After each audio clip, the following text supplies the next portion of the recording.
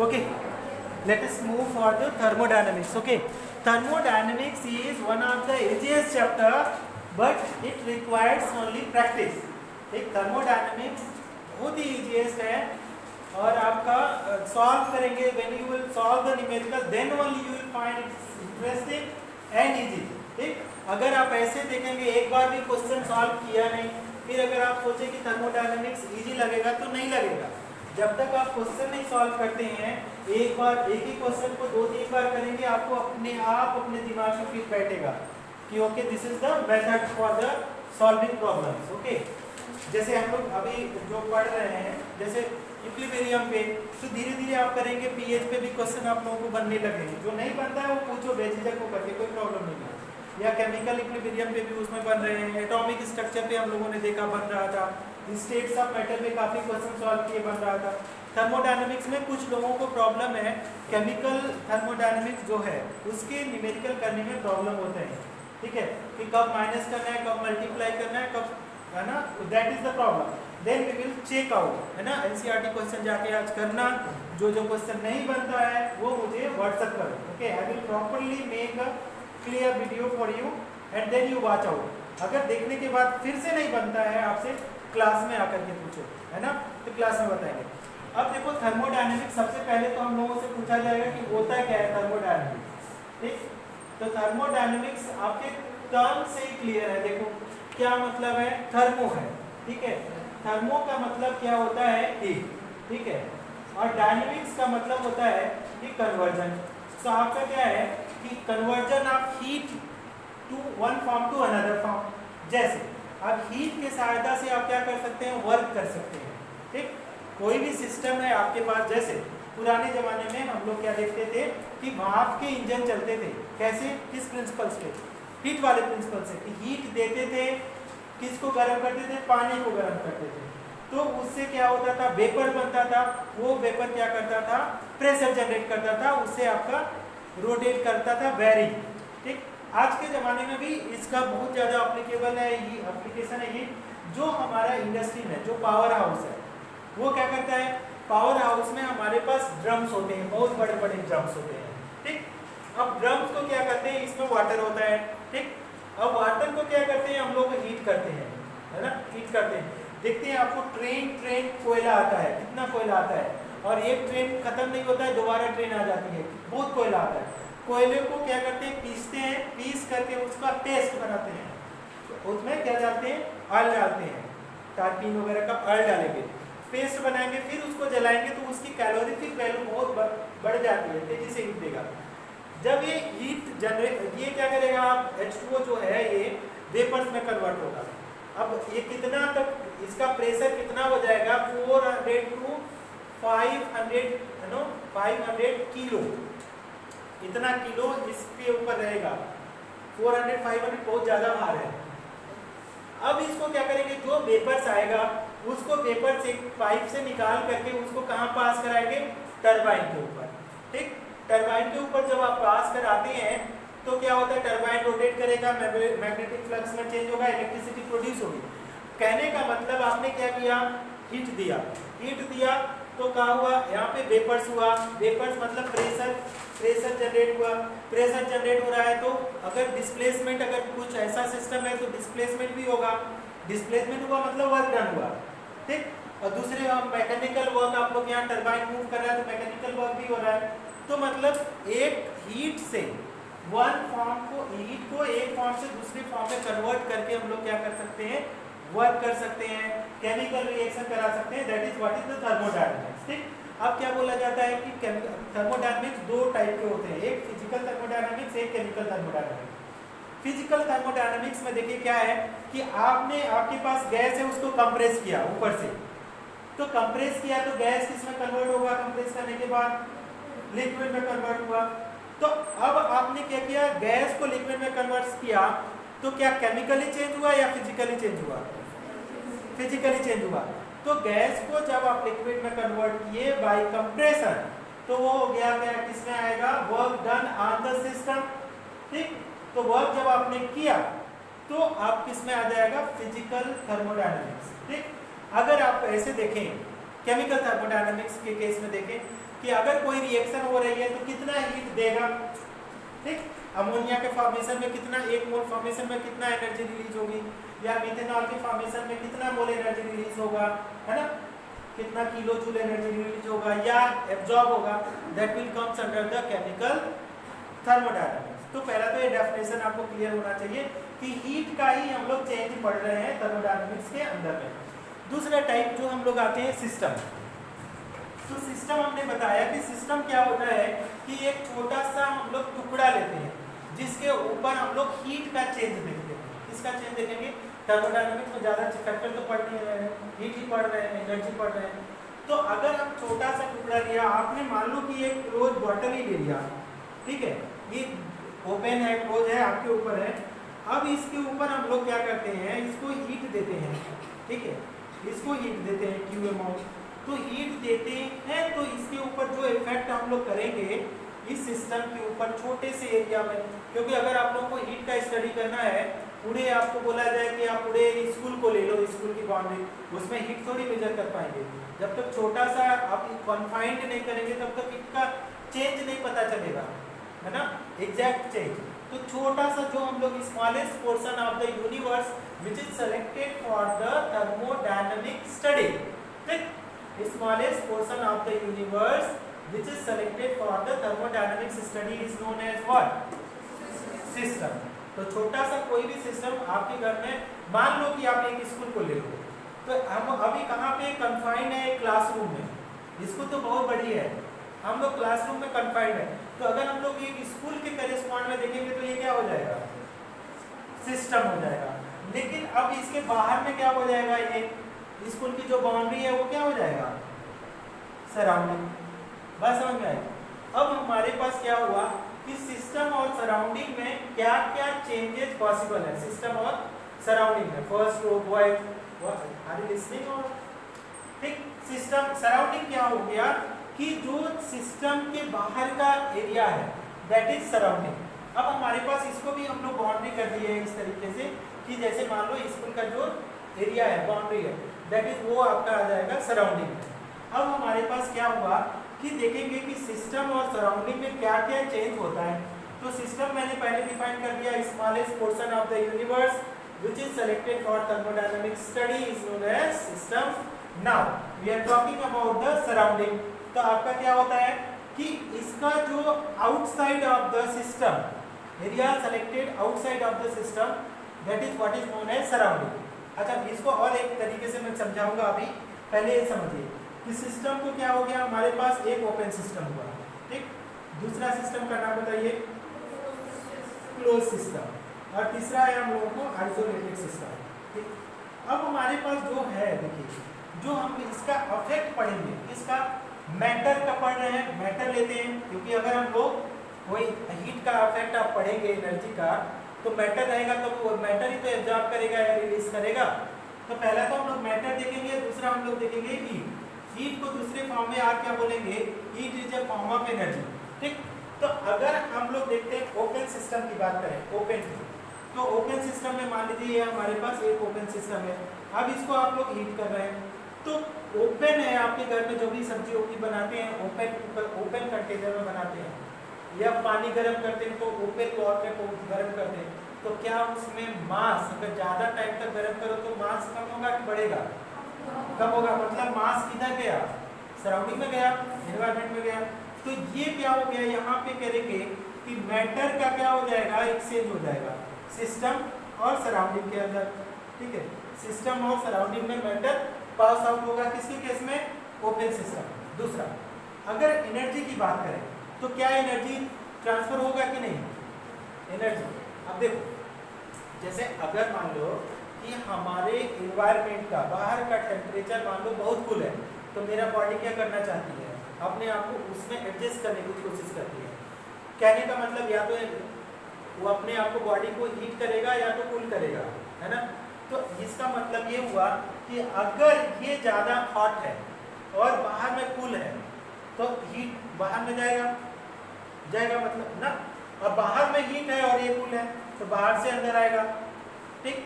तो open system में या तो आप करें मैटर या एनर्जी, दोनों आपका क्या हो जाएगा, ट्रांसफर होगा। बात समझ में आ गई। कोई भी ओपन कंटेनर ले लीजिए, ये सब एग्जाम्पल। अब हमारे पास जो आता है क्लोज सिस्टम। क्लोज सिस्टम में आपने क्या किया, जो ओपन था उसको आपने क्लोज कर दिया। क्लोज करने का मतलब कि आप एक प्रेशर कुकर ले लीजिए, लेकिन उसका जो सीटी होता है उसको मत लीजिए, क्योंकि सीटी ले लिया तो वहाँ पे कुछ मैटर्स निकल जाते हैं। क्लोज कर दीजिए उसको। तो देखिए आप हमारे पास क्लोज किया, तो एक हमारे पास क्लोज सिस्टम इस तरीके से हमने लिया, ठीक। अब क्लोज सिस्टम लेने के बाद हमारे पास क्या हुआ कि हम उसको हीट कर रहे हैं, ठीक। यहाँ से अब उसको हीट करेंगे। तो अगर हीट करेंगे तो देखिए इसमें होगा क्या कि जब ये क्लोज है तो मैटर कहाँ से आउट होगा, मैटर तो नहीं होगा, क्लोज है। तो क्लोज सिस्टम एक ऐसा सिस्टम है जहाँ पे मैटर का ट्रांसफर नहीं होता है, ठीक।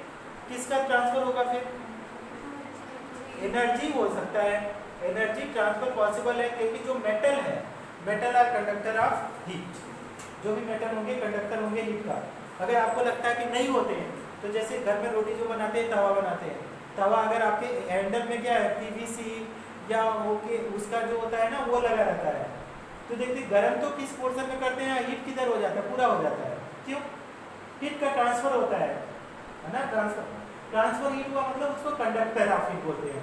Conductor of heat from hot body to cold body, तो दैट इज कंडक्टर। तो यहाँ पे ये क्या होगा, बाहर का टेम्परेचर अगर कम है तो ये क्या करेगा, देखते हैं अभी हम 100 डिग्री पे कोई चीज़ गर्म करते हैं, बाद में देखते हैं वो टेम्परेचर कम हो जाता है। अगर गैस को बंद कर दीजिए कम हो जाए, क्यों, क्योंकि हीट ट्रांसफर हो गया एनवायरनमेंट में, तो इसलिए। तो ये हो गया आपका क्लोज सिस्टम। कोई भी क्लोज बॉटल आप ले लीजिए, ठीक है, क्लोज कंटेनर। अब लास्ट वन है आइसोलेटेड सिस्टम। आइसोलेटेड ये मेटल कंटेनर है ना, मेटल एग्जांपल में क्या है, मेटल कंटेनर। मेटल कंटेनर कैसा है, क्लोज, ठीक। दूसरा है आपका आइसोलेटेड, ये तो मेटल कंटेनर ओपन रहेगा।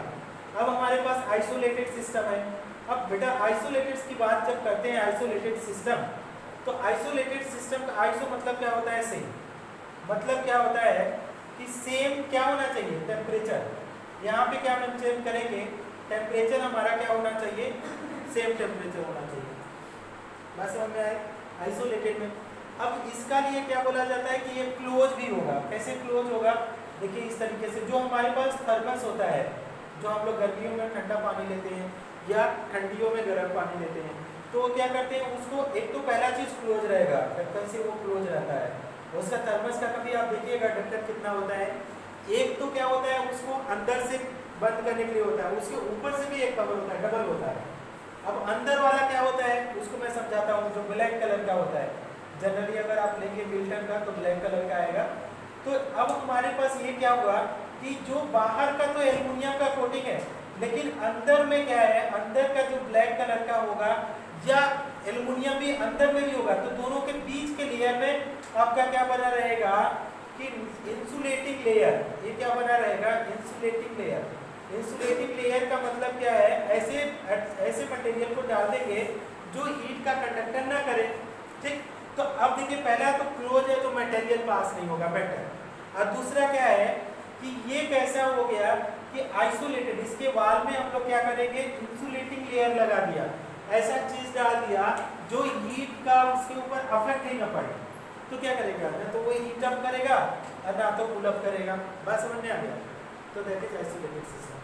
समझ में आ गया, लिख लेंगे आप लोग, लिखवाना पड़ेगा, लिख लेंगे, वेरी गुड। अब हमारे पास सिस्टम के बाद आता है सिस्टम। अब देखिए एक और आता है system and surrounding. System plus अगर सराउंडिंग कर दो, सिस्टम प्लस सराउंडिंग, तो क्या आ जाएगा, यूनिवर्स।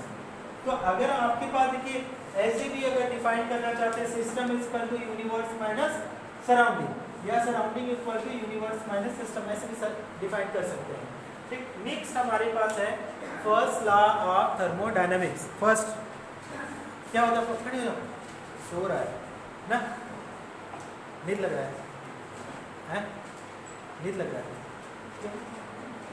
कितने बजे सोया, 12 बजे, वेरी गुड। बताओ फर्स्ट लॉ थर्मोडायनेमिक्स, 12 बजे पढ़ाई किया तो बताओ first law thermodynamics. Delta U is equal to very good. Delta U equal to Q plus W। और क्या लिख सकते हैं कि delta U equal to Q minus भी W होता है। ठीक, डिपेंड करता है work done by the system और डन ऑन द सिस्टम। ठीक, तो अगर मान लो कि बाय द सिस्टम, अगर आपने क्या किया कि बाय द सिस्टम किया, तो work done by the system तो नेगेटिव साइन लेते हैं, तो ये होगा। डन ऑन द सिस्टम तो पॉजिटिव साइन लेंगे तीसरा। तो हमारे पास क्या बोला जाता है, ये तो मैथमेटिकल एक्सप्रेशन बता दिया, बहुत अच्छी बात है। अगर डिफाइन किया जाए थर्मोडायनेमिक्स के टर्म में, तो ये बोला जाता है कि energy can either be created not be destroyed, that is what is first law of thermodynamics. बात समझ में आ रही है? तो अगर हम एनर्जी को न तो हम लोग क्या करते हैं, दे सकते हैं, ना तो ले सकते हैं, तो वो कैसा हो जाएगा, न तो डिस्ट्रॉय कर सकते हैं, न क्रिएट कर सकते हैं, तो कौन सा लॉ में आएगा, फर्स्ट लॉ ऑफ थर्मोडायनेमिक्स। ठीक, अब हमारे पास ये बोला जाता है कि अगर मान लो आप किसी सिस्टम की कुछ एनर्जी दी, उससे आपको मतलब नहीं है, लेकिन उस सिस्टम में आपने कुछ और एनर्जी दिया, ठीक है, तो एनर्जी को अगर आप किसी सिस्टम को देते हैं तो क्या कर सकते हैं कि एनर्जी को क्रिएट या डिस्ट्रॉय तो कर नहीं सकते। तो अगर आपने हीट दिया तो होगा क्या कि या तो वर्क डन हो जाएगा, या तो क्या हो जाएगा, वर्क डन, या तो दूसरा चीज क्या होगा, उसके एनर्जी को बढ़ा देगा। ठीक, अब इसको एग्जांपल से समझिए कि मान लीजिए हमारे पास एक बॉडी है इस तरीके से, और ये इसको पिस्टन मैंने लगाया है, ये जो पिस्टन है ये ऊपर और नीचे दोनों साइड में जाएगा, ये वाला। ठीक, अब इसको समझिए, तो अगर हमने क्या किया, प्रेशर इधर लगाया, ठीक, और यहाँ पे हमने Q हीट देंगे, तो दो चीज पॉसिबल है। अगर इसको हीट देंगे तो देखिए प्रेशर किधर मूव करेगा, अप साइड में, तो work done by the system हो जाएगा, खुद से काम होगा। ऊपर से प्रेशर लगाएंगे तो हम करेंगे ना, अभी तो कुछ कर नहीं रहे, तो हीट कर रहे हैं, तो work done by the system. मतलब अगर हीट दिया तो वर्क डन हुआ, तो कुछ हीट किस में काम हो जाएगा, वर्क डन करने में, ऊपर जाने में लगे ना, कुछ इसके तो फ्रिक्शंस हो गए, तो कुछ तो वर्क डन हो जाएगा काम में। अब कुछ मान लीजिए हीट का बढ़ जाएगा, मतलब अगर 100 किलो आप 100 किलो जूल दिया, तो मान लो कि 50 किलो जूल तो वर्क डन में लग गया, तो 50 से भी बचेगा, तो 50 क्या करेगा, उसके इंटरनल एनर्जी को बढ़ा देगा। इंटरनल एनर्जी बढ़ाने का, इंटरनल एनर्जी कोई डिफाइन करे क्या होता है, internal energy, very good, super. तो sum of all types of energy is known as internal energy. तो kinetic energy, potential energy, rotational energy को अगर जोड़ दें, क्योंकि इसके अंदर गैस है, तो गैस के अंदर क्या है, मॉलिक्यूल्स हैं, तो वो उसकी कुछ काइनेटिक एनर्जी होगी, कुछ आपका रोटेशनल एनर्जी भी होगी, कुछ उसकी वाइब्रेशनल एनर्जी होगी। तो अगर ये सारी एनर्जियों को जोड़ दें तो आपका टोटल एनर्जी आ जाता है।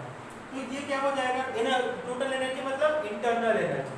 ठीक, तो आपका क्या करेगा, डेल्टा U को बढ़ाएगा या तो वर्क डन करेगा, इतना काम होगा।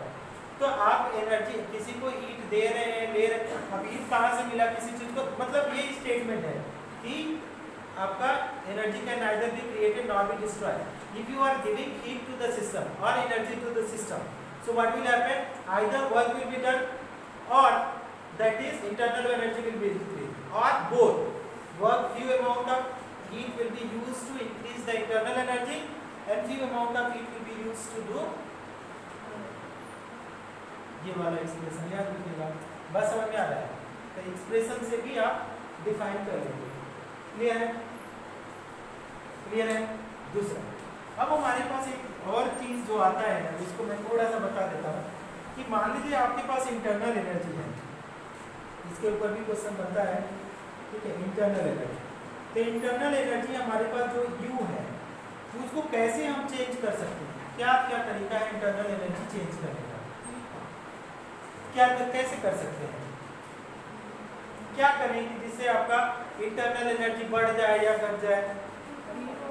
हीट दे दें, तो आपने बोला कि अगर आप हीट देते हैं, हीट इंक्रीज करें या टेम्परेचर दें, तो काइनेटिक एनर्जी बढ़ेगा, पोटेंशियल एनर्जी बढ़ेगा, वाइब्रेशनल एनर्जी बढ़ेगा, तो ये सब एनर्जी बढ़ेगा, मतलब इंटरनल एनर्जी भी क्या हो जाएगा, मतलब डेल्टा U भी क्या हो जाएगा, बढ़ जाएगा। दूसरा चीज क्या होता है कि या तो आप टेम्परेचर दीजिए, एक क्या है, अगर आप मान लीजिए कि किसी भी गैस के पास अगर हमारे गैस है, अगर उसे वर्क डन करें या वर्क उसके ऊपर कर दें, तो इंटरनल एनर्जी के ऊपर कुछ फर्क पड़ेगा? ऐसे बोल रही हो, देखो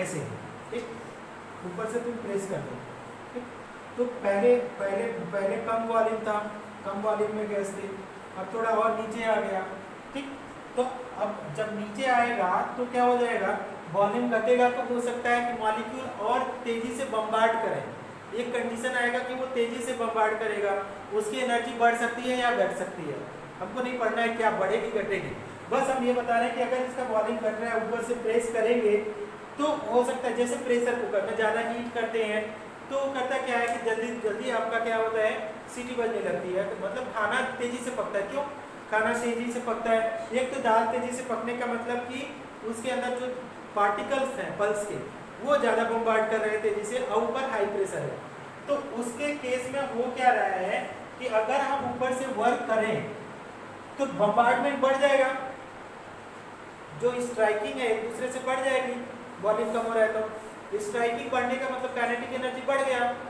तो उससे भी तो इंटरनल एनर्जी चेंज हो रही है, तो हम ऐसे कर सकते हैं बाय डूइंग वर्क,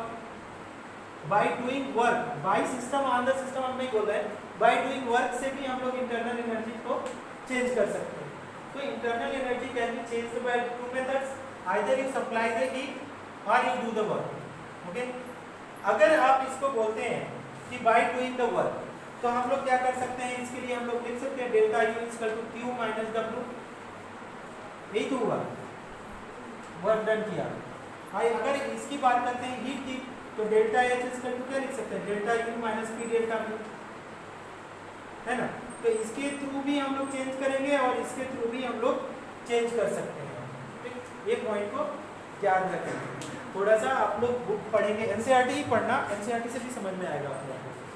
अब हमारे पास जो दूसरा टर्म आता है एक जो इम्पोर्टेंट है वो हीट कैपेसिटी, क्या होता है, बोलो हीट कैपेसिटी क्या होता है, नाम बोलो,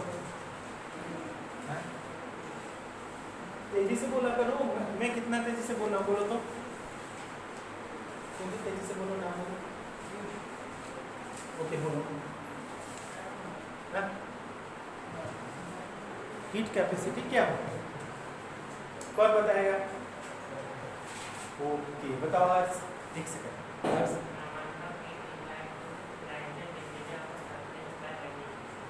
okay, heat capacity means amount of heat required to increase the temperature of substance by 1 degree Celsius, ठीक, अब देखो अगर हीट कैपेसिटी आपने तो प्लीज जाओ, तो आपको हीट कैपेसिटी है, हीट कैपेसिटी तो बता दिया, अब इसके बाद में हमने दो पार्ट में दिखाया था, क्या बोला था, एक मैंने बोला था specific heat capacity, specific heat capacity, ठीक, दूसरा हमने क्या बोला था, मोलर हीट कैपेसिटी, ठीक है, मोलर हीट कैपेसिटी, बताओ किसको बताओगे,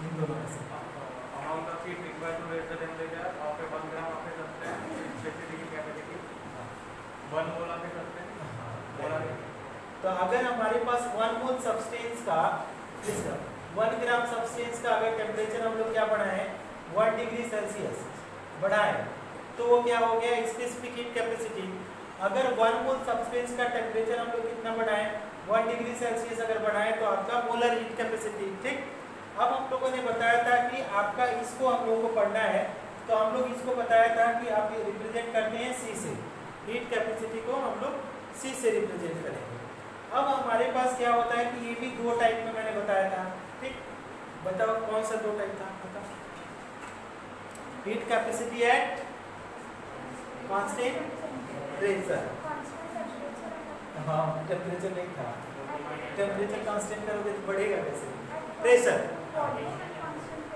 वेरी गुड, हीट कैपेसिटी आपने सही बताया बैठे ये, तो आपके पास क्या है हीट कैपेसिटी है ना एट, हीट कैपेसिटी एट कहाँ पे कांस्टेंट प्रेशर, एंड यहाँ पे क्या है हीट कैपेसिटी किसके ऊपर है एट कांस्टेंट वॉल्यूम, ठीक, ये स्टूडेंट अब ये रिवीजन क्लास है तो हम थोड़ा सा शॉर्ट में ही और जो इम्पोर्टेंट है उसी को बता रहे हैं, ठीक है, स्पेसिफिकली हम लोग फिर से पढ़ेंगे, जो कुछ पॉइंट छूट जाएगा, ठीक ना। तो अब heat capacity at constant pressure को क्या बोलते हैं? फर्स्ट रो गर्ल्स बताएं तो heat capacity at constant pressure को क्या बोलते हैं? First row girls, second row girls, क्या कोई दूसरा टर्म्स ऐसा आता है क्या? Third row girls, fourth row boys girls, fifth row, 6, 7, 8, जो भी रोज है बताओ। Heat capacity at constant pressure को हम लोग क्या, कहीं हम लोगों ने सुना है कि इंथैल्पी, इंटरनल एनर्जी कुछ बोलते हैं क्या? क्या? हाँ, तो heat capacity at constant pressure को हम लोग क्या रिप्रेजेंट करते हैं? इंथैल्पी, ठीक। इसको इंटरनल एनर्जी, अभी देखो आपको आ गया, तो ये क्या हो गया? इंटरनल एनर्जी, ठीक। अब हम इसको समझाते हैं आप लोगों को अच्छे से, क्योंकि ये हम लोग देंगे एग्जाम में डिराइव करने के लिए, तो आप लोग इसको समझो। टाइम हो गया तो तुम जाओ, देखो। अच्छा थोड़ा सा रुक जाओ, ठीक है, 2 मिनट। तो देखो हमने क्या बताया था? Cp इक्वल टू क्या बताया था? Q अपॉन क्या बोला था? Delta T। कितना डेल्टा T का मतलब 1 डिग्री बढ़ाया। किसका बढ़ा 1 डिग्री? जब आपका हीट बढ़ाया 1 डिग्री, थोड़ा ज़्यादा, तो इतना हीट देना है कि टेम्परेचर कितना बढ़ जाए? 1 डिग्री। तो Cp equal to Q delta T। और इसको अगर लिखे हम लोग Cp इक्वल टू क्या लिख सकते हैं? Cp delta T equal to हम लोग क्या लिख सकते हैं? Qp, क्योंकि ये प्रेशर कांस्टेंट प्रेशर पे हीट दे रहे हैं, तो Qp। अब इसको क्या लिख सकते हैं? Delta UH, delta H, equation number 1। अब हमारे पास दूसरा है Cb इक्वल टू क्या हो जाएगा? आप